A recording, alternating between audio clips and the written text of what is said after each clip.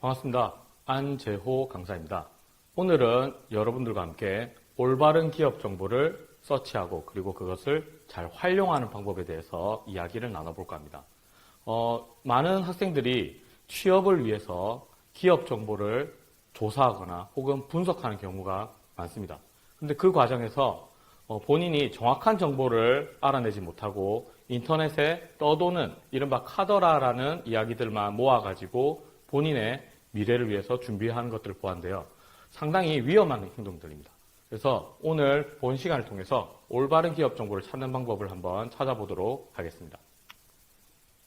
자, 크게 세 가지 챕터로 진행될 예정이고요. 각각의 챕터에 대해서는 세부 내용에 들어갔을 때 좀 더 자세히 알아보도록 하겠습니다.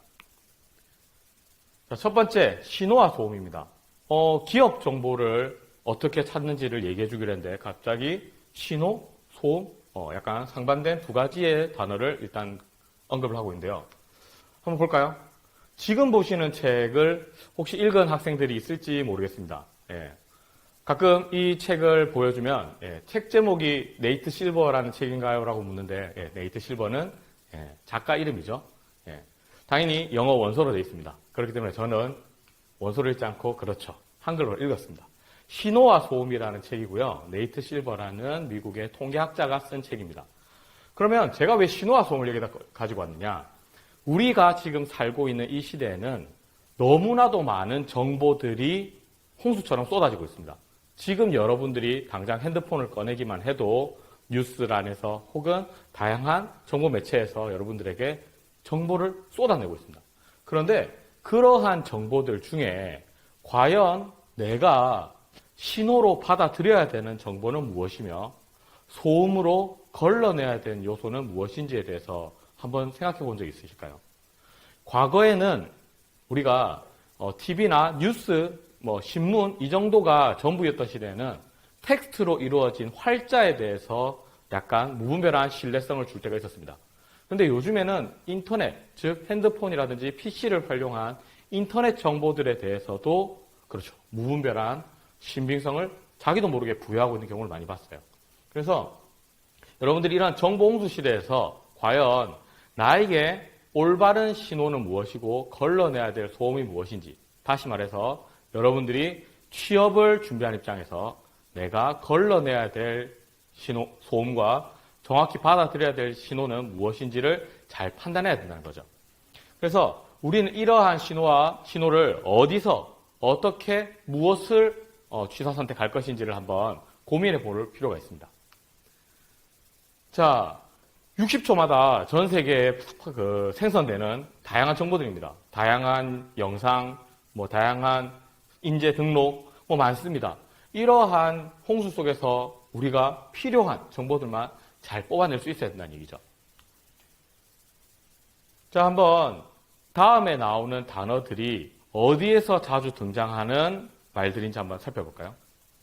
급물살, 초읽기, 임박, 난항, 암초, 적신호, 결렬. 학생들 중에 지금 잠깐 생각을 해보십시오. 내가 봤던 어떠한 것들에서 이런 단어들이 나왔는지. 조금 운동에 관심이 있는 친구들이면 조금 더 쉬운 문제가 될 수 있었겠네요. 우리나라의 뛰어난 운동선수들이 해외 진출을 할 때 나오는 이른바 뉴스 혹은 찌라시라고 불리우는 카더라 뉴스들의 내용들입니다. 물론 조회수를 올리기 위해서 자극적인 제목들을 뽑을 때도 있지만 보시다시피 이렇게 진행하다가 어떻게 좀 안 돼가지고 돌아오는 경우 등을 많이 볼 수 있어요. 그러면 여기에서 우리가 진정한 신호는 무엇인가요? 대부분은 소음이겠죠.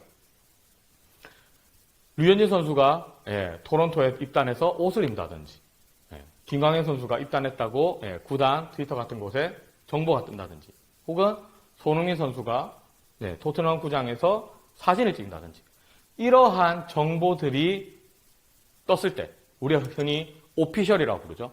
오피셜이 제대로 등장했을 때야 우리는 비로소 이것이 진실이구나, 맞는구나, 즉 올바른 신호구나라는 생각을 하게 됩니다.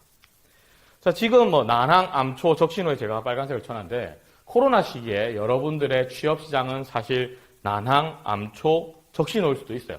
그죠? 근데 여러분들은 결렬까지 절대 가지 마시고 올바른 신호, 즉 여기서는 올바른 기업 분석을 통해서 결렬이 아니고 제대로 된 성공을 할 수 있도록 해주셨으면 좋겠습니다. 자, 그렇다면 어디서 우리는 기업 정보에 대한 오피셜을 얻어낼 것인가? 개인적으로 다트를 첫 번째로 가져왔는데요. 몇몇 분들 중에 다트는 너무 어려워서 들어가지 않았으면 좋겠다는 분들도 있는데 제가 생각하기에는 대학교, 그죠? 고등교육을 받는 우리 친구들 정도는 분명히 이 정도는 가볼 수 있다고 생각해요. 다트를 들어가 보면 우리나라 유가증권이라든지 코스닥 시장에 등록되어 있는 회사들의 공시를 살펴볼 수 있습니다. 그래서 여기에 본인이 원하는 회사 혹은 관련 있는 기업명을 쓰시고요. 들어가 보시면 다양한 공시 내용이 뜨는데 불필요한 이 공시라고 해서 모든 게 올바른 신호는 아닙니다. 이 중에서 여러분에게 필요 없는 신호는 빼야 되겠죠. 제가 여기서 추천하는 거는 당연히 뭐 이렇게 영업 공시 이런 것보다도 사업 보고서, 우리 분기, 반기, 연간으로 나오는 사업 보고서에 대한 내용을 얘기해 드리는 거예요. 사업 보고서를 찾아서 들어가 보면 여기서 골라서 검색할 수 있거든요. 자, 사업 보고서를 딱 펴는 순간 조금 막막합니다. 왜냐면 너무 내용이 많거든요. 그런데 처음이라서 그래요. 몇 번 들어가 보면 들어가서 보실 것이 딱 정해져 있습니다. 뭐냐면 이번에 있는 사업의 내용을 주로 보셔야 돼요. 우리가 A라는 회사에 지원을 한다. 자, 자기소개서도 쓸 거고요. 면접도 갈 겁니다. 그곳에서 인터넷 뉴스 몇 군데 검색해가지고 가서 저는 이 회사가 이런 일을 하고 있는데 앞으로 이런 일에 도움이 되고 싶습니다라는 얘기를 아주 자신만만하게 합니다. 근데 우리가 알고 있는 혹은 그 뉴스상에 등장하는 그러한 정보들은 조금 단편적인 요소들 혹은 그 회사가 어필하고 싶어하는 요소들만 담겨 있는 경우가 많아요. 그렇기 때문에 사업 보고서에서 사업의 내용을 딱 들어가서 보시면 지금 제가 예를 들어서 가져온 거는 예를 들어 현대자동차입니다. 현대자동차 같은 경우에는 다양한 계열사들이 동일하게 묶여 있는 경우도 있기 때문에 좀 다양합니다만 특정 회사 규모가 너무 크지 않은 삼성전자나 현대자동차 같은 경우에는 좀 크죠. 그렇지 않은 회사들에 대해서는 사업의 내용에 그 회사가 영위하고 있는 사업부의 내용이 자세히 설명되어 있습니다. 자, 두 번째 회사를 제가 갖고 왔는데요. 두 번째 회사 같은 경우에는 현대자동차라든지 삼성전자와는 달리 조금은 사업 내용이, 매출 내용이 조금 국한되어 있는 부분이 있습니다. 이 회사 같은 경우에는 뭐 매트리스를 만들고 침대 프레임을 만드는 회사입니다. 뭐 시가총액이 한 1.2조 정도 되나요? 그런 회사이기 때문에 여러분이 판단하기 좋겠죠. 보시면 사업의 내용 보시면 제품별 생산 공정도도 자세하게 설명되어 있고요. 이 회사가 이 제조업체가 A라는 해당 제품을 만드는 데 있어서 이러한 생산 공정을 거쳐서 만드는구나 등등 알 수 있습니다. 두 번째, 그 회사의 매출 비중을 볼 수 있는데요. 제가 이걸 보란 이유는 이겁니다. 지금 보시면 이 회사 같은 경우에는 총 매출은 올라가고 있는데 비해서 매트리스라고 되어 있는 부분의 매출은 66, 51로 줄어들고 있죠. 전체 회사의 매출 파이는 커지는데 해당 부분에 그리고 그 중에서도 가장 큰 부분에 매출이 줄어든다는 말은 이 회사는 전체적으로 성장하는데 신사업, 신성장 동력은 다른 곳으로 잡고 있구나라는 걸 알 수 있습니다. 나중에 뭐 이런 회사들 수출을 하는 회사들 보면 예를 들어서 미주 대륙에 상당히 많은 매출처를 가지고 있다가 전체적인 매출 파이는 커지는데 미국, 캐나다 등의 매출 범위가 줄어든다. 그렇다는 말은 그렇죠. 유럽이나 호주나 아시아권의 매출이 점점 늘어난다는 걸 상대적으로 생각해 볼 수 있는 겁니다. 그러면 회사는 여러분을 채용을 해서 지금 잘 되고 있는 사업을 함께 하자는 의미도 있겠지만은 앞으로 내가 진출해서 더 잘하고 싶은 사업을 함께 하자는 그런 뉘앙스의 신입사원 채용이 많습니다. 그렇기 때문에 여러분이 가셔가지고 이 회사는 이걸 잘하고 있고요. 저것도 잘하고 있고요. 그래서 저는 이 회사를 좋아합니다. 그것보다는 이 회사가 앞으로 이런 부분에 더 진출하려고 하는 것 같고 이 부분에 좀 더 신성장 동력을 가지고 있는 것 같으니 저는 거기에 적합한 인재입니다라는 걸 어필할 수 있어야 된다는 거죠. 그 어필할 수 있는 걸 어디서 찾는다? 그렇죠. 사업 보고서, 즉 공시 내용에서 찾을 수 있다는 겁니다. 그래서 이 부분들 잘 보시라는 거고 자, 보시면 외국 진출 현황 이런 것도 잘 되어 있습니다. 근데 제가 아까부터 계속 얘기하는 거는 이 자료는 회사에 속해 있는 직원들이 만드는 자료예요. 외부 자료가 아닙니다. 즉, 회사가 전달하고자 하는 가장 오피셜한 정보라는 거죠. 만약에 이걸 들고 갔다가 이 내용을 숙지하고 갔는데 잘못되어 있는 걸 얘기했다. 그 회사가 잘못 전달한 거니까 여러분이 거기에 대해서까지 너무 걱정할 필요 없어요. 왜냐하면 많은 급여를 받고 열심히 만드는 분들이거든요. 그래서 믿고, 회사 정보를 믿고 받아들이셔야 되고요. 자, 보시면 보통 사업보고서를 보세요라고 하면 친구들 중에 연결 재무제표, 뭐 현금 흐름표 이런 걸 보아야 되냐고 묻는 분들이 있는데 개인적으로 뭐 본인이 뭐 그쪽 관련 재무회계 쪽이라든지 이런 쪽 지원한다면 뭐 잘 보고 가셔야 되겠죠. 혹은 그게 아니더라도 뭐 영업이익이나 당기순이익이나 매출이라든지 기본적인 숫자의 흐름은 이해하시는 게 좋습니다만 개인적으로 기업 분석에 있어서 전체적인 부분은 사업의 내용을 보시고 여기에 있는 연결 재무제표는 그렇게 크게는 지금 신경을 쓰지 않으셔도 돼요. 근데 사업의 내용을 정확히 잘 분석하다 보면 자연스럽게 이쪽, 즉 숫자 부분들에도 관심을 가지게 되니까 그거는 두 번째 본인의 관심사라고 생각해 주시면 좋을 것 같아요. 보시면 연결 재무제표 보면 연결 현금 흐름표도 있고요. 뭐 보다 보면 힘들지만은 이 회사는 왜 최근에 뭐 유형자산 어떤 유형자산을 취득했을까? 혹은 이 회사는 왜 무형자산을 이렇게 처분했을까? 그런 궁금증이 생기게 되면 그때 돼서 보시면 되는 부분이라고 생각합니다. 자, 두 번째로 제가 들고 온 건 IR 자료입니다. IR. IR이 뭔지 혹시 아시나요? 아직 생소한 분들도 좀 많을 텐데 IR은 우리가 보통 회사들이 주식회사, 그죠? 조금 큰 규모 회사들은 주식회사입니다. 주식회사는 주주들의 돈을, 투자금을 모아서 그 돈을 가지고 회사를, 영업을 해나가는 겁니다. 그렇기 때문에 지속적으로 많은 주주들로부터 관심을 끌어모아야 되고요. 그러기 위해서는 그들에게 어필해야 된다는 거죠. 즉, 회사가 가장 사활을 걸고 열심히 자기 PR을 하는 자료가 무엇이다? 그렇습니다. IR 자료라고 할 수 있습니다. IR 자료뿐만이 아니더라도 여러분은 홈페이지를 자주 들어가 보실 텐데요. 지금 홈페이지 보시면 보통 들어가셔가지고 뭐 인재상, 그죠? 채용 홈페이지 들어가시면 인재상 뭐 이런 거 많이 찾아보시죠. 그것도 당연히 보셔야 되는 부분이고 그 외적으로 그 회사의 첫 화면을 보면 그 회사가 지금 어떤 부분에 관심이 있느냐, 가장 주력을 두고 있느냐 알 수 있습니다. 지금 보시는 이 화면은 올 상반기 화면이에요. 4월 달쯤의 화면이에요. 펠리쉐이드를 달았네요. 그때 현대자동차는 펠리쉐이드에 가장 주력을 했구나. 그렇다면 그렇죠. 지금 얼마 전에 우리 9월, 10월 시즌의 홈페이지에는 새로운 사진으로 투싼으로 바뀌었습니다. 그렇기 때문에 이 회사가 지금 어디에 좀 더 주력하고 있느냐. 아마 이 다음 슬라이드 옆으로 홈페이지 상에서 넘기면 아마도 제네시스 라인업이 나왔던 것 같아요. 그런 것처럼 여러분들이 딱 보면 이 회사가 무엇을 가장 어필하고 싶어 하는가를 알 수 있습니다. 자, 거기서 회사 소개를 들어가 보시면요. 지금과 같은 화면이 뜨는데 그 중에서도 IR 정보를 들어가 보시는 거예요.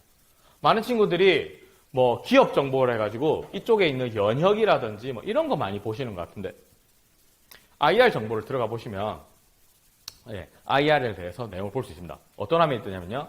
지금 보시는 본 화면과 같은 내용이 뜨게 되어 있습니다. 그럼 이 중에서 보면 해외 기업 설명회도 있고 혹은 분기별로 또 기업 설명을 하는 부분이 있습니다. IR 보통 하게 되면 기관 투자자라든지 특정한 개인 투자자 몇몇만 입장을 할 수 있어요. 하지만 자료는 이렇게 오픈이 되어 있고 특정 회사들은 온라인으로, 그죠? 올해 같은 경우는 온라인으로 전체 IR 내용을 공개적으로 오픈하는 경우도 있습니다. 그렇기 때문에 여러분이 관심을 가지고 있는 회사 혹은 유관되는 회사들은 찾아서 보시면 좋아요. 한번 현대자동차의 IR 자료 한번 볼까요?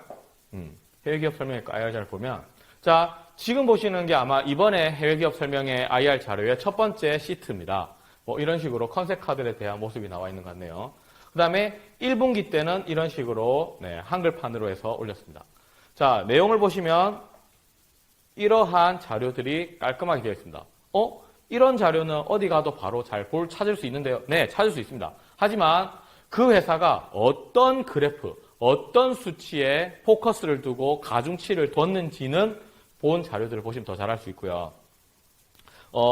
여담으로 제가 현대자동차가 요즘에 참 기업 PR을 되게 잘한다고 생각을 해요. IR 자료 같은 경우도 보시면 되게 현대의 컬러를 딱 그대로 녹여가지고 잘 만들어 넣었죠. 그죠? 저도 예전에 직장에 있을 때 저는 삼성에서 8년 정도 근무를 했었는데요. 삼성에서 근무할 때도 저도 보고서를 쓸 때 저희 회사의 컬러에 맞는 이런 그래프라든지 이런 것들도 엄청 신경을 씁니다.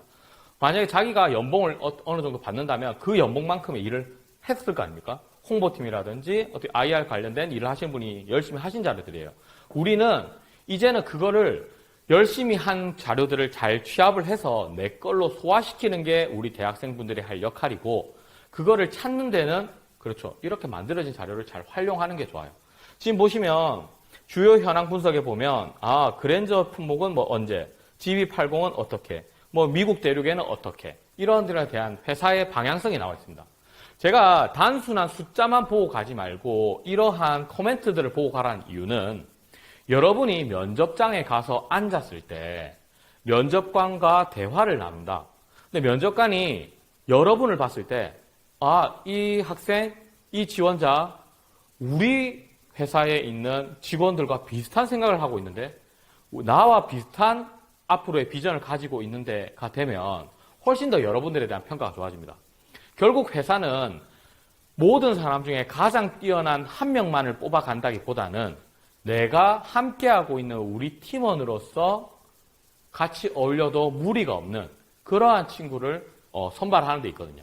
그렇기 때문에 이러한 회사의 방향성을 가진 코멘트들을 잘 보고 가신다면, 그렇죠, 회사의 면접에서 혹은 자기소개서에서 여러분들이 훨씬 더 그 회사에 적합한, 마치 우리 회사에 다니고 있는 사람인 듯한 인상을 줄 수 있다는 겁니다.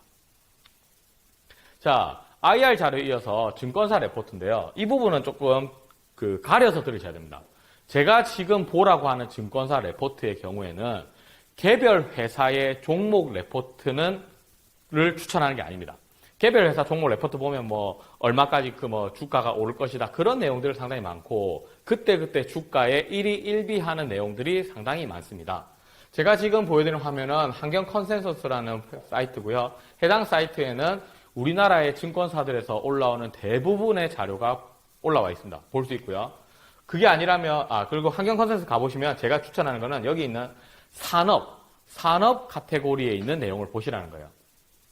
보시면 내가 자동차 업계, 뭐 큰 회사든 자동차 업계 1차, 2차 벤더든 혹은 반도체 업체, 반도체 회사, 종합 반도체 회사인 삼성전자나 SK하이닉스든 혹은 그 밑에 있는 또 다른 벤더 업체 혹은 거기에 장비를 납품하는 장비 업체, 아니면 거기랑 협약을 맺고 있는 외국계 기업, 어찌되었든 해당하는 본인이 가고 싶은 산업군의 레포트를 보시라는 거예요.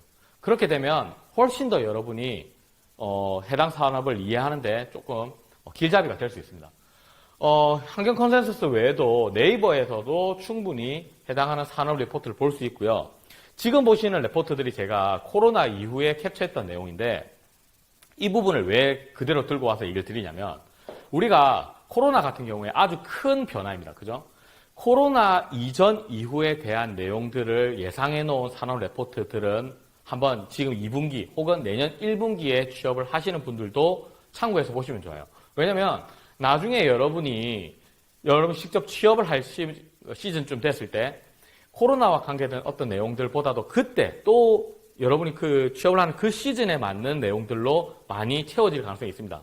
하지만 코로나라는 특정 이벤트, 문제가 생겼던 어떤 일들은 나중까지 영향을 미치는 경우가 상당히 많습니다. 그렇기 때문에 그때의 레포트도 참고해서 나중에 레포트까지 습득을 해서 자기소개서나 면접에서 여러분의 내용을 어필할 수 있다면 면접관이라든지 채용 담당자 입장에서는 이 친구가 옛날부터, 예전부터 혹은 그 시즌 이후부터도 우리 회사와 이런 코로나 시대에 맞는 어떤 살 길을 같이 생각해 왔구나, 이런 식의 생각을 해줄 수 있다는 거죠. 자, 증권사 레포트 가보시면 이렇게 자동차에 대한 내용, 그죠? 코로나 때문에 진짜 수요가 회복될까 이런 내용 있었죠. 그리고 지금 어떻게 바뀌었는지도 한번 생각해 보시는 거예요. 에너지에 대한 내용. 그때 유가가 마이너스까지 갔었죠. 마이너스 유가가 사상 초유의 마이너스 유가가 왔을 때 내가 에너지 관계된 회사들, 우리가 흔히 기름집이라고 불리우는 그러한 정유 회사들이나 화학 회사들에 갔을 때 내가 이 에너지에 대해서 어떻게 이야기를 풀어나갈지, 단순히 A라는 회사만 이렇게 들여다보고 있으면 그 회사에 약간 편중돼서 본인의 사고가 굳어질 수 있습니다. 하지만 산업군 레포트를 보게 되면 그렇죠. 동종업계의 다양한 경쟁사들에 대한 내용까지 한눈에 볼 수 있는 그러한 뷰를 제공한다는 점에서 증권사 레포트 중에 산업군 레포트를 보시면 좋겠다는 얘기고요. 뭐 반도체 같은 경우도 항상 나오죠. 디램 고정 가격이 얼마 된다, 뭐 어떤 가격이 올라갈 것 같다, 외국에 있는 어떤 회사는 앞으로 생산량을 어떻게 줄일 것 같다, 우리나라에 있는 대형 반도체 회사는 어떻게 할 것이다. 그러면 제 생각에는 어떻다. 자, 한번 제가 요즘에 삼성 쪽에 이제 그 지원을 하는 학생들 걸 컨설팅을 해주다 보니까 태블릿이 이제 코로나 시대 이후에 30% 정도 매출이 올라갔다고 하더라고요.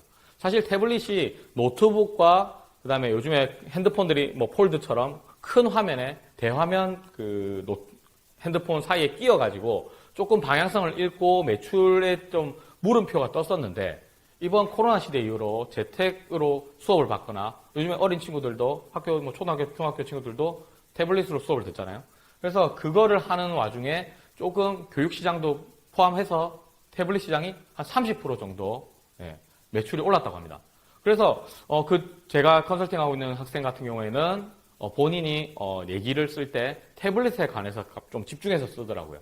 그래서 그런 모습들은 상당히 지금 사회 혹은 지금 회사의 환경과 접목이 잘 되어 있는 그 자기소개서 혹은 면접 준비로 볼 수 있다고 생각합니다. 그래서 여러분들이 이러한 산업 레포트를 보시면 그렇죠. 내용들을 잘 정리해서 발표를 할 수 있게 되는 거죠.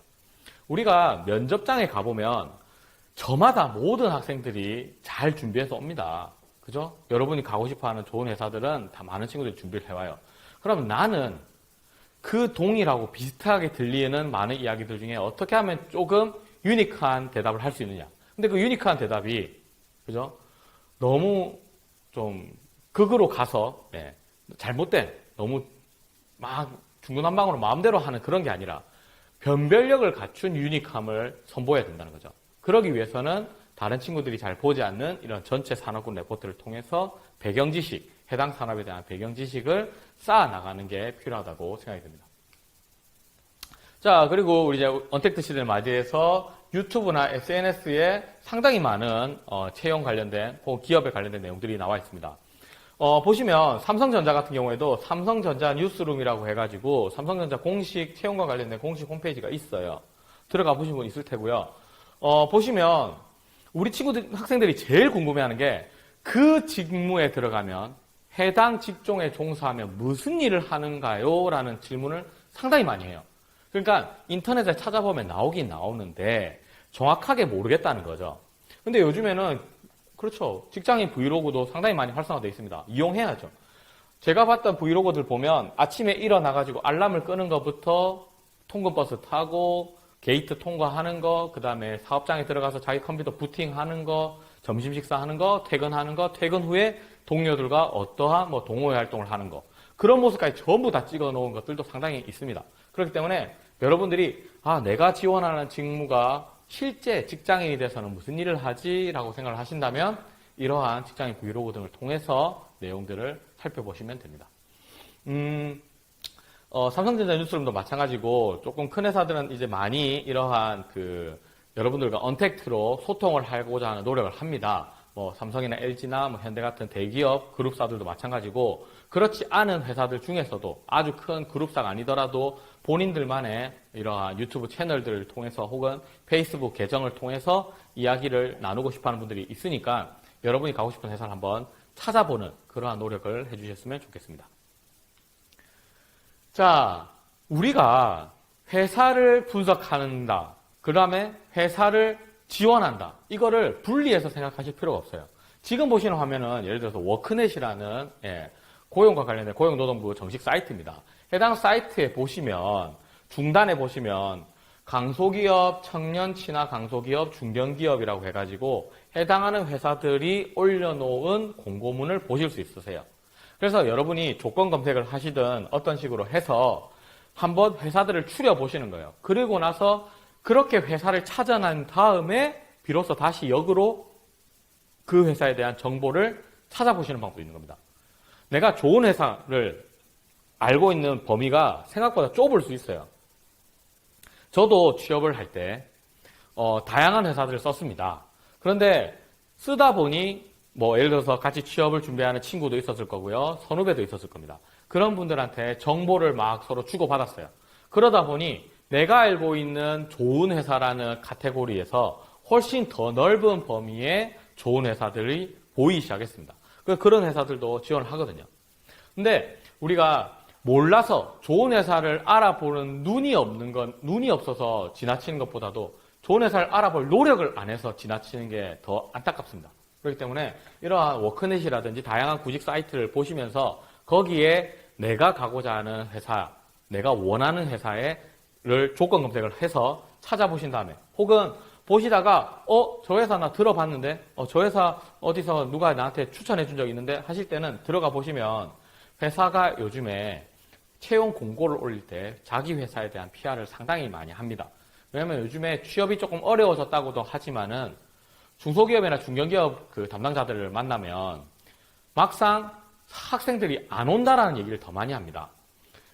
제가 회사 다닐 때 담당했던 업무 중에 제가 다녔던 그 삼성 회사 안에 150개 정도 되는 중소기업을 제가 지원 혹은 관리를 했었습니다.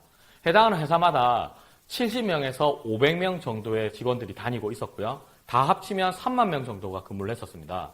그런데 그 회사들마다 이른바 총무, 그죠? 총무라고 불리우는 담당자가 있습니다. 흔히 인사 노무 담당자이면서 재무회계 담당이기도 하고, 가끔 대표님의, 대표이사의 비서실장 역할도 하고, 그죠? 현장 생산직분들이 회식을 했을 때, 그렇죠? 회식비를 끌어주는 역할도 합니다. 그러한 총무님들을 제가 모셔놓고 채용에 관계된 이렇게 교육을 이제 분기별로 하는데, 총무님들이 그런 얘기를 많이 하는 거예요. 막상 우리 중소기업들에 오려고 하는 사람이 적다. 그걸 좀 더 어필했으면 좋겠다라는 얘기를 해주세요. 그래서 나라에서도 여러분들에게 중소기업, 중견기업, 강소기업들의 장점에 대해서 많이 얘기를 하지 않습니까? 그래서 여러분들도 이러한 워크넷 부지 사이트를 통해서 좋은 회사, 생각보다 규모가 크지 않은데 연봉이 좋다든지, 이 정도 퀄리티의 회사인데 복리후생이 좋다든지 그런 것들에 대한 설명이 잘 되어 있으니까 찾아보시는 걸 추천드리고요. 네, 이렇게 그 중간에 보시면 이 사이트의 중단 정도에 있습니다. 이 부분은 보시면 되고요. 그 다음에 이제 워크투게더라고 해가지고 장애인 고용 포털이 또 따로 있습니다. 해당하는 고용 포털에 들어가 보시면 조금 더 자세하게 조건 검색식을 걸 수 있어요. 해당하는 조건 검색에 맞추어 가지고 내용을 적어 놓으시면 장애인을 채용하고자 하는 회사들이 나와 있습니다. 보시면 워크투게더에도 이렇게 올라와 있고요. 우리가 그 장애인 고용공단 산하에 직업능력개발원이라고 있습니다. 부산에도 있고요, 대구에도 있고요, 일산에도 있고요, 몇 군데 있습니다. 그러한 직업능력개발원의 홈페이지를 방문해 보시면 공지사항이라든지 채용 정보란에 들어가 보시면 그 직업능력개발원과 산학협력 등을 맺어놓은 업체에서 올려놓은 공고문들이 있습니다. 그 공고문을 통해서 여러분이 지원을 하시게 되면 보통 제가 알기로 짧게는 2주, 많게는 4주에서 6주 정도의 사전 프로그램을 이수합니다. 그 사전 프로그램을 이수한 사람들을 그러니까 채용을 먼저 확정을 해놓고 사전 프로그램을 해드리는 거예요. 왜냐하면 적응력을 좀 더 높이고 나중에 근속을 좀 더 길게 해달라는 부탁 때문에 해드리는 거예요. 그러면 예를 들어서 제가 그 산학 맞춤형으로 이제 강의를 하러 갔을 때 제가 다녔던 삼성 회사에 있는 그 1차 벤더 협력사들에 입사하실 분들을 모셔놓고 강의를 합니다. 그러면 그분들은 제가 다니는 회사가 무엇을 만드는지는 알지만 어떤 식으로 만들어지는지, 가면 뭘 조심해야 되는지, 식사와 통근버스 등등이 어떻게 되는지에 대해서 상당히 궁금해하세요. 그러한 점들 혹은 아직 사회초년생으로 아직 사회에 나가시지 못했던 장애인분들 같은 경우에는 또 필요한 정보들이 더 많습니다. 그러한 분들에게 다양한 정보를 전해드리는 그러한 중간 과정이죠. 중간 프로세스를 거치면서 연착륙을 시켜드리기 위해서 제공하는 프로그램이 있기 때문에 한번 워크투게더도 보시고 장애인 직업능력개발원에 있는 채용 공고들도 잘 살펴보시면 도움이 될 것 같습니다. 자, 워크투게더 꼭 확인하시고요. 자, 그리고 이제 아까 제가 이제 삼성이라든지 현대자동차라든지 이런 얘기를 가끔 했는데, 내가 삼성이나 현대자동차가 아닌 그 1차 벤더, 우리가 흔히 말하는 협력사죠. 1차, 2차, 3차, 4차 벤더까지 있습니다. 뭐 5차까지 있을 수도 있죠. 그러한 하위 벤더 업체에 입사를 하고 싶을 때는 어떻게 하느냐. 예를 들어서 삼성에, 그죠? 삼성전자를 가고 싶어 하는 친구도 있지만은 조금 상황이 여의치 않아서 삼성전자를 못 갈 수도 있어요. 그럼 예를 들어서 원익 IPS나 CMS라든지 주성, 이러한 회사들에 갈 수도 있습니다. 이런 회사들도 충분히 규모도 크고 대우도 괜찮습니다. 근데 이런 회사를 갈 때 해당 회사에 대한, 물론 이 3개 회사 정도 되면 사실 그 유가증권시장에 등록되어 있고 코스닥에 등록되어 있기 때문에 정보가 많습니다만, 그래도 삼성에 관계된 정보보다는 좀 적겠죠. 그럴 때는 그렇죠. 상위 제조업체, 여기서는 삼성이겠죠. 삼성 같은 상위 제조업체의 기업 분석을 잘 해서 준비를 한다면 자동적으로 이 부분들도 준비가 될 거라고 생각합니다. 현대도 마찬가지예요. 현대자동차의 벤더 업체들이 예를 들어서 경북, 대구 쪽에 많이 있잖아요. 그러한 업체들을 지원할 때 그 회사가 뭐 정보가 많이 없다. 보통 중소기업에 대해서는 정보가 없다는 얘기를 많이 하잖아요. 정보가 없다면 그렇습니다. 내가 가는 회사가 자동차 산업의 뭐 벤더다. 그러면 상위 직군인 자동차 회사에 대한 그 기업 분석을 해보신다면 충분히 하위 벤더들에 대한 분석도 가능할 거라고 생각이 들고요. 자, 그게 아니라면 자사 홈페이지 제가 임의로 찍었습니다. 중원냉렬은 아까 전에 워크넷에 있는 채용 공고 중에 올라와 있는 회사를 제가 무작위로 선정해가지고 홈페이지를 들어가 본 거예요. 홈페이지 들어가 보면 회사 소개라든지 제품 소개라든지 이런 것들이 상당히 잘 돼 있습니다. 그렇기 때문에 여러분들이 어떤 뭐 지역 기반의 중소기업을 가시든 혹은 어떤 식으로 추천을 받아서 가시든 중소기업을 가시게 되면 해당하는 회사 홈페이지에 들어가셔서 뭐 제품이라든지 이런 것들에 대해서는 분석을 꼭 하시고 가셔야 될 걸로 생각이 듭니다. 자, 지금 첫 번째 챕터에서 이야기 드린 내용들이 기업을 어떻게 하면 기업 정보를 알아내고 조사를 하는지에 대한 내용입니다. 근데 조사는 말 그대로 정보를 끌고 모으는 것입니다. 정보를 끌고 모은 다음에 그것을 내 것으로 체득화시켜서 완전한 내 것으로 말을 뱉을 수 있을 정도가 되려면 분석이라는 과정도 분명히 같이 이루어져야 되는 겁니다. 자, 한번 볼까요? 지금 제가 대학교 1학년 학생에게 자, 우리 미래에는 과연 어떠한 산업군들, 어떠한 미래 먹거리가 있겠는가라고 한번 그 과제를 준 거예요.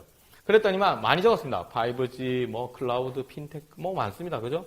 보시면 막 의료 서비스도 있고 전기 수소차 당연히 나왔고 드론 나왔고요. 우주항공 나왔고요.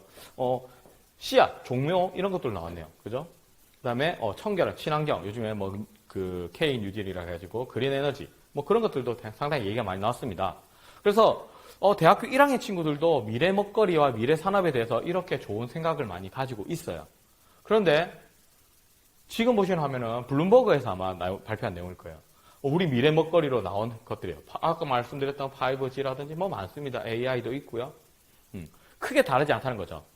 내가 바라보는 미래의 유력 산업군과 회사가 바라보는 미래의 유력 산업군도 크게 다르지 않다는 거죠. 그러니까 여러분들도 준비를 하셔야 된다는 겁니다. 여러분은 과연 이 중에서 어떤 산업군에 진출하고자 하는가? 그걸 먼저 좀 생각을 해보면서 기업을 분석하기 시작해야 되는 겁니다. 자, 기업을 분석하는데, 자, 삼성의 경쟁사는 어디인가요? 자, 여러분, 삼성은 경쟁사 어딘가요? 뭐 애플인가요? 아니면 LG전자인가요? 아니면 재계순위 순서인 현대자동차인가요? 뭐 다양한 논점들이 있을 수 있겠죠. 제가 드리고자 하는 말은 여러분이 가고자 하는 사업부별로 경쟁사가 다릅니다. 따라서 그 사업부에 맞는 경쟁사 분석이 이루어져야 된다는 거죠.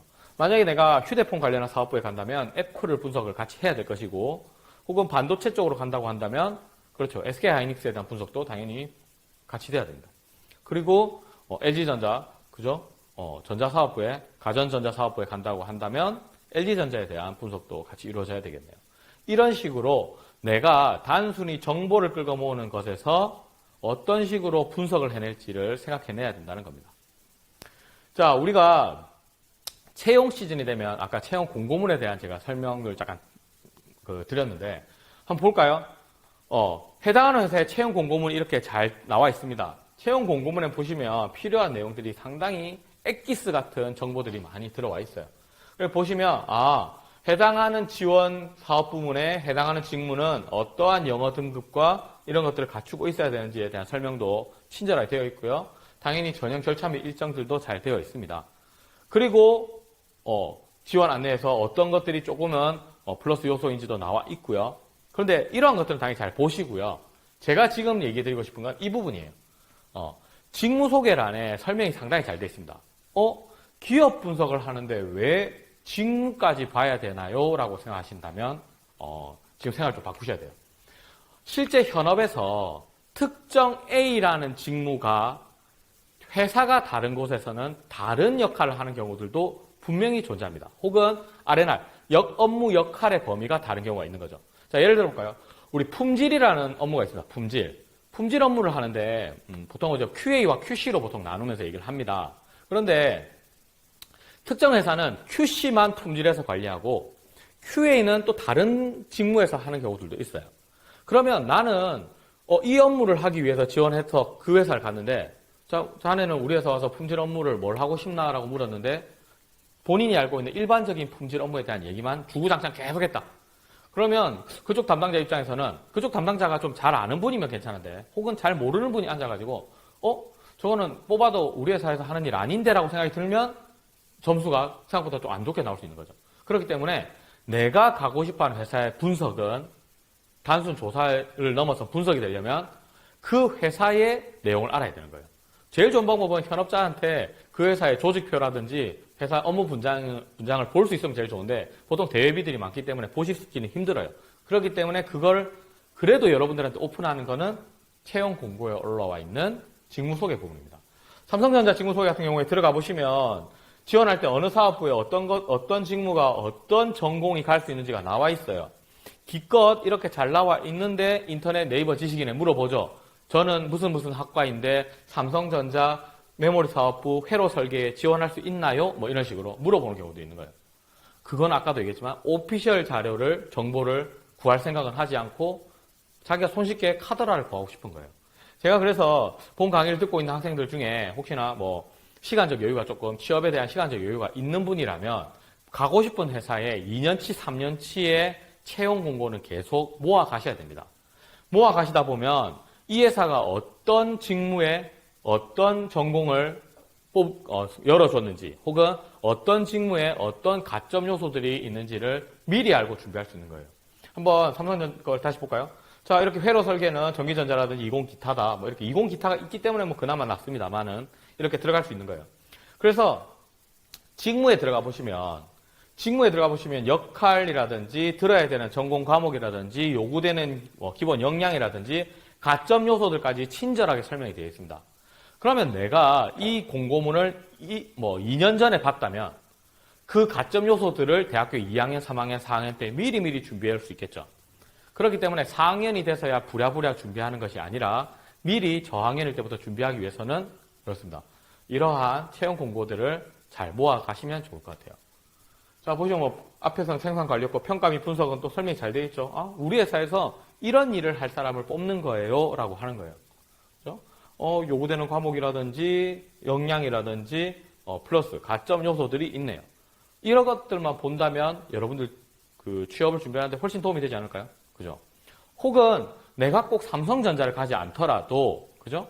삼성전자와 관계되어 있는 반도체 중소기업, 중견기업 등에 간다고 했을 때 그 업체에서도 하는 역할들이 이러한 것들이라는 걸 미루어 짐작해 볼 수 있는 거죠. 마치 삼성에서 가이드를 준 거죠. 그래서 그러한 중소기업이나 중견기업에 지원하실 때도 해당하는 상위회사의 직무를 보시면서 내가 이 회사 가면 저런 일을 하는 부분을 같이 협업하거나 서포트 하겠구나 라고 생각해 주시면 됩니다. 자, 이 부분도 마찬가지죠. 저 채용에 관계된 그 채용 시즌에만 뜨는 저런 직무 소개 말고도 상시 채용 홈페이지에도 이렇게 설명이 되어 있습니다. 참고하시면 되고요. 자동차 업계도 마찬가지입니다. 직무 소개가 상당히 깔끔한 표시로 되어 있습니다. 그죠? 자, 지금 보시면은, 예, 뭐, 소프트웨어 관련된 친구들, 이 정도 다들 하시죠? 우리가 생각하는 소프트웨어 직군의 능력, 이 정도 되잖아요. 그죠? 하지만, 실제 우리가 친구들은, 그죠? 그죠? 구글 신한테 많이 물어보고, 그죠? 계속 물어보고, 질문을 던진 다음에 만들어 나가죠. 하지만, 앞에 나왔던, 뭐, 뛰어난 해커의 모습이든, 뒤에 나왔던 모습이든, 우리는 결국, 그 소프트웨어를 전공한 친구들이 이러한 우리의 미래를 그려낼 거라고 믿습니다. 근데 이러한 미래를 그리는 데 있어서도 막연하게 저는 이러한 일들을 하고 싶어요 에서 끝나면 안 된다는 거죠. 이러한 소프트웨어 직군에도 들어가 보면 전자제어, 지능형차, 차량 IT 다 다른 거예요. 해당하는 직무에 따른 내용들을 분명히 면접에서는 좀 더 물어볼 거예요. 내가 만약에 차량과 관계된 소프트웨어 혹은 뭐 이렇게 프로그래밍 하는 것에 지원을 했다라고 하더라도 면접장에 와서 앉아있는 친구들은 다 그 정도는 당연히 숙지를 하고 있는 거죠. 그 중에서도 나는 어떤 부분들을 좀 더 포커스를 맞춰서 할 것인가. 예를 들어서 거기 앉아있는 면접관님들 중에 내가 지능형차 소프트웨어 쪽을 정말 하고 싶다고 했는데 때마침 거기 앉아있는 분이 여기 관련되어 있는 팀장님일 수 있어요.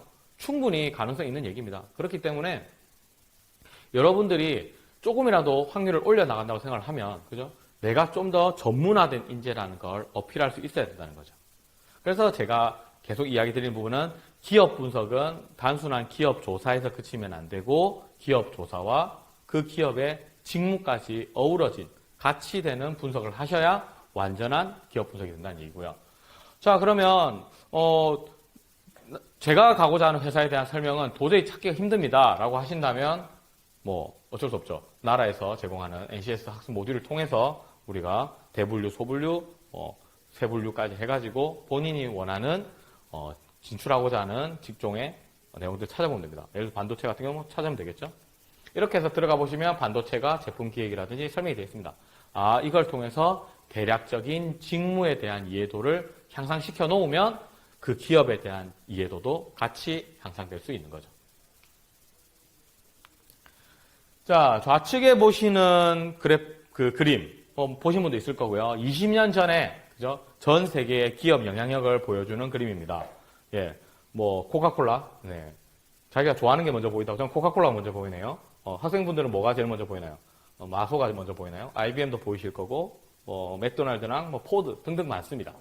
그러면 지금 제가 2020년에 이르렀을 때 변화된 모습, 그렇죠? 왼쪽 화면과 오른쪽 화면 딱 비교하는 순간 그죠? 가장 도드라지는 건 그죠? 사과. 예, 한번 배우면 사과 하나가 딱 먼저 보이고요.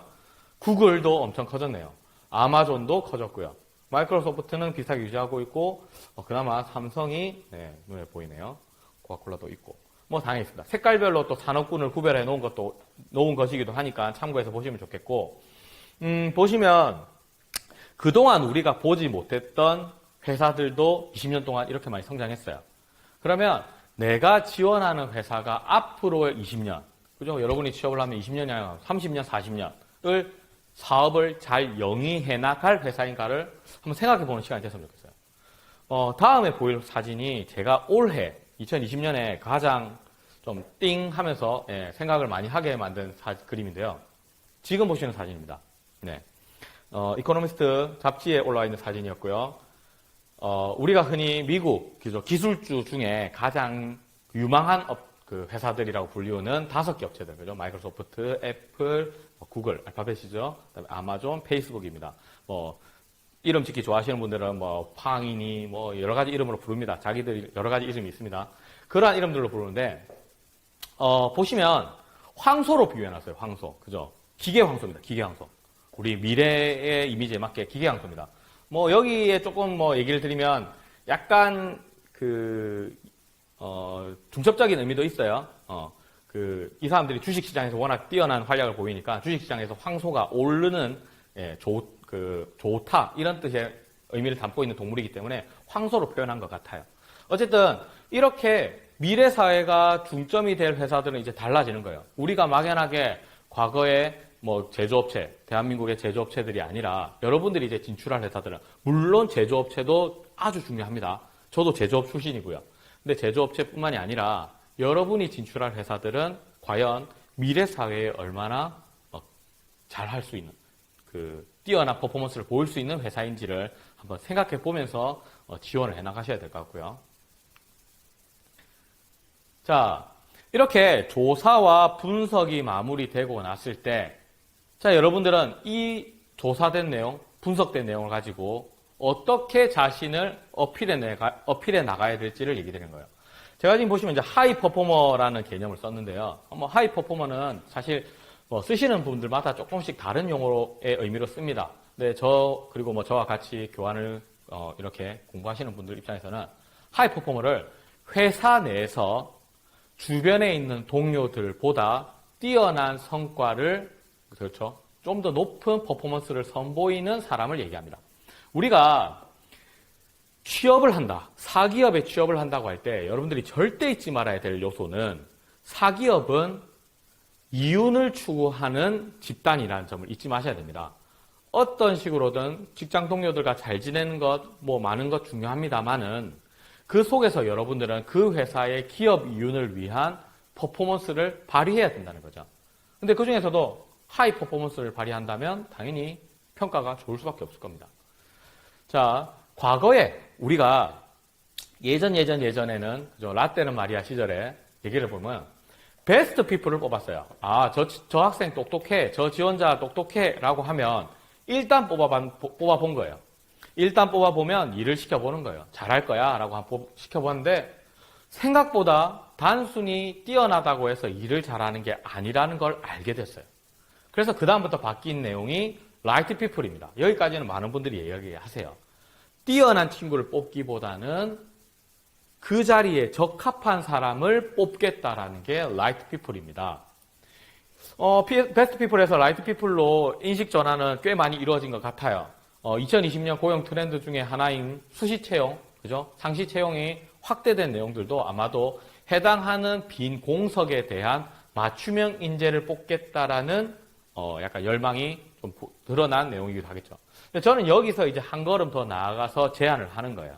뭐다? 베스트 피플에서 라이트 피플. 그리고 우리는 이제 거기에서 하이 퍼포머로 채용을 좀 더 뭐랄까 강화시키자는 거죠. 뭐냐면 단순히 적합한 인재를 뽑는 게 아니고 그 적합한 자리에 배치되었을 때 슈퍼맨 마냥, 그죠? 하이 퍼포먼스를 낼 수 있는 인재를 뽑겠다는 거죠. 다시 그러면 우리는 학생들에게 얘기합니다. 우리가 하이 퍼포머 같은 모습을 보인다면 채용 담당자들이 이뻐하지 않을 수 없는 겁니다. 자, 저도 회사에 다니다 보면 저 사람은 저 직무, 저 프로젝트에 한해서는 진짜 잘해. 자료 정리 하나만큼은 김 대리가 최고야. 그죠? 아니면 사람들하고 이렇게 정보를 서로 교류하는 데 있어서는 박 과장이 정말 잘하십니다. 그러한 점들이 있을 거예요. 그러면 여러분들이 그러한 그 회사에 공통되어 있는 뛰어난 인재상을 그 자리에서 선보인다면 당연히 채용 담당자들이 여러분을 바라보는 눈이 반짝반짝할 겁니다. 왜냐? 자료 수집을 잘하는 김대리 같은 모습을 보이고 있는데 의견 교류를 잘하는 박 과장 같은 모습을 지금 보고 있어. 그럼 저 친구 뽑아야 되겠어. 왜? 그렇게 행동한 사람이 우리 회사에서 일을 잘했으니 그러한 모습이 엿보이는 여러분들도 응당 잘할 거라는 기대감이 있는 거죠. 채용 담당자들과 면접 담당자들은 여러분의 모든 정보를 알 수는 없어요. 단지 자기소개서 혹은 하루 이틀 만났던 그 면접에서 여러분의 전체 모습을 어떻게든지 끄집어내려고 합니다. 그 끄집어내지는 모습도 당연히 여러분 전체 모습이 아니라 단편적인 모습일 거예요. 그런데 내가 그때 끄집어내지는 모습이 그 회사의 뛰어난 인재 같은 모습이라면 당연히 좋겠죠. 그 점을 생각하면서 내용을 보시면 되고요. 지금 보시는 화면은 이제 우리 스카우팅 리포트라고 해가지고 운동선수에 대해서 평가하는 스카우터들이 적는 종이에요. 특정 A라는 선수의 스카우팅 리포트입니다. 이 선수의 스카우팅 리포트를 보면 이 선수가 어릴 때 스카우팅 리포트인데요. 보시면 여기 보시면 PR로 되어 있는 게 현재고요. FU라고 되어 있는 게 미래 예상치입니다. 자, 우리 스카우팅 리포트 같은 경우에는 최저 점수가 20이고요. 최고 점수가 80입니다. 100점 아닌가요? 네, 100점 없습니다. 표준 편차 10인 정규분포 그래프를 그렸을 때 20과 80을 넘는 범위, 이쪽은 0.1%밖에 안 되기 때문에 무시해도 좋다는 거죠. 0.1%에 들어갈 사람이라면 뭘 해도 성공한다는 얘기죠. 그렇다면 지금 저기에 있는 분은 한 이 정도의 능력을 보이는 분이네요. 그죠? 근데 실제 저 사람의 현재 모습은 리빙 레전드라고 불리울 정도로 엄청난 퍼포먼스를 단연간 내어서 명예의 전당에 올라갈 게 100% 확실한 사람이 됐습니다. 그러면 뭐 때문일까요? 이 사람은 밑에 메이크업 돼 있죠. 심리적이거나 정신적인 부분이 아주 좋게 평가된 부분이 많네요. 그럼 저분이 노력을 했구나 생각할 수 있는데, 제가 갑자기 뜬금없이, 그죠? 취업과 관계된 얘기인데, 운동선수의 스카우팅 리포트를 들고 온 건 한번 생각해 보는 거예요. 내가 과연 지금 대학생으로서 어느 정도의 위치에 놓여져 있을까? 그리고 내가 가고자 하는 그 회사는 어느 정도의 위치에 있는 회사일까? 내가 가고자 하는 회사가 여기쯤에 있는 회사인데 나는 여기라면 이만큼을 뛰어넘기 위해서 노력을 해야 된다는 거죠. 어떤 식으로 정신적인 면을 노력하든 어떤 다른 경험적인 부분을 채우든 혹은 직무 역량적인 요소를 보완하든 하면서 여러분이 가고 싶은 회사, 그곳에 맞는 인재로 업그레이드를 해나가셔야 된다는 겁니다. 내 꿈은 여기인데, 난 여기인데 아무런 노력을 하지 않으면 그냥 여기에 있는 회사만 갈 수밖에 없는 거예요. 그죠? 자, 근데 한 가지만 더 얘기 드리면, 우리가 시험은 만약에 60점 이하가 떨어지는 시험이다. 그러면 58점은 그냥 탈락입니다. 그죠? 전화를 해서 제가 왜 떨어졌나요? 물으면 60점 이하 탈락인데 58점이라서 떨어졌습니다. 끝. 해도 아무 말 못해요. 그런데 취업은 조금 다릅니다.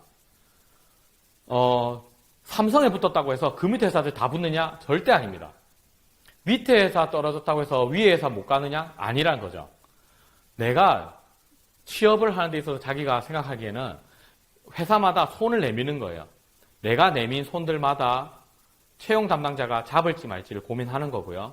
채용 담당자가 그 손을 잡아주면 나는 취업이 되는 겁니다. 근데 채용 담당자가 뭘 보고 내 손을 잡느냐? 우리 회사를 잘 알고 있다. 기업 조사와 기업 분석이 잘 돼 있다. 내가 하고자 하는 일을 잘 알고 있다. 직무 분석이 잘 되어 있다. 이 두 가지를 가지고 여러분을 판단하는 거니까 오늘 강의 들었던 내용들을 잊지 마시고 내가 가고자 하는 회사를 차분하게 조사 및 분석을 하는 게 필요합니다. 물론 첫 번째 회사 제일 어려워요. 첫 번째 회사 제일 어렵기 때문에 한 회사를 하고 나면 그 다음 회사부터는 약간 반복적이고 툴적인 부분이라서 충분히 시간도 줄어들 거고요. 거기에 들어가는 심력도 훨씬 더 적게 소모됩니다. 그렇기 때문에 너무 힘들어하지 마시고 조사 및 분석을 게을리하지 마셔야 되고요. 자, 마지막으로 이제 제가 보여드릴 것이 제가 전하고 싶은 가장 큰 메시지입니다. 자, 잘 아시겠죠? 벤 다이어그램입니다. 그죠? 벤 다이어그램에 나와 직무와 기업과 산업이 있습니다.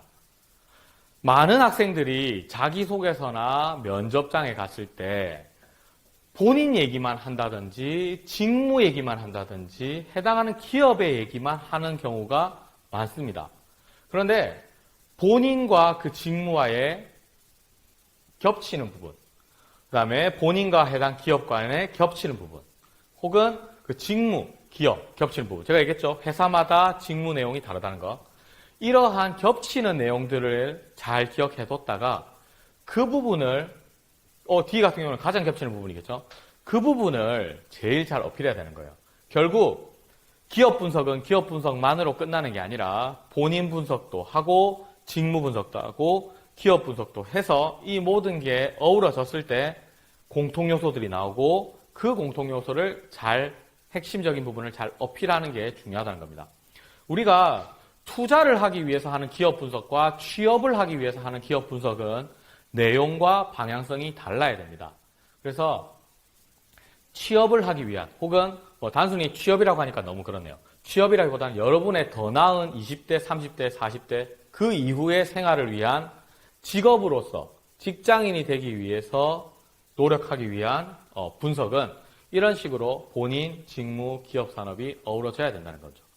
이 점을 잊지 마시고 분석을 하시고 내가 너무 자기소개서든 어떤 식으로든 취업 활동을 하면서 한쪽에 매몰돼가지고 겹쳐지지 않는 부분들에 대한 내용만 열심히 하고 있는 게 아닌가.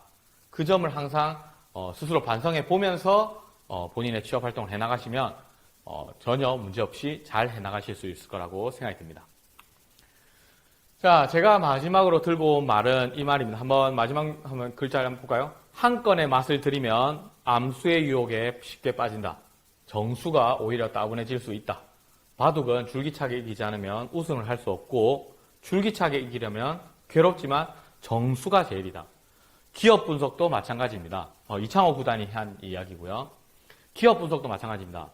누군가가 쉽게 정리해 놓은 그 회사는 이렇더라라는 것만 봐가지고는 전혀 발전이 없습니다. 처음에는 쉽게 그 회사에 대해서 잘 아는 것 마냥 입을 막 얘기할 수 있고 다른 사람들이 와, 너 그 회사에 대해 정말 잘 아네? 라는 칭찬을 들을 수 있지만 면접장에 갔을 때 계속적으로 심층 면접을 받거나 그 회사에 대한 좀 더 많은 이야기를 풀어내야 될 때는 계속 반복해왔던 정수, 지금 알려드렸던 기업 분석들, 오피셜적인 정보들, 소음이 아닌 신호들로 이루어진 내용들이 여러분들에게 바둑의 승리를 가져다주는 정수처럼 취업의 승리를 가져다주는 정수가 되지 않을까 생각해 봅니다. 긴 시간 강의 듣느라고 수고하셨습니다. 감사합니다.